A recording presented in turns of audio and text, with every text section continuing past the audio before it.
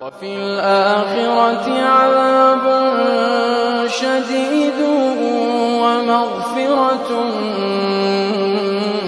من الله ورضوان وما الحياة الدنيا إلا متاع الغرور. سابقوا إلى مغفرة من ربكم وجنة عرضها كعرض السماء والأرض أعدت للذين آمنوا بالله ورسله ذلك فضل الله يؤتيه من يشاء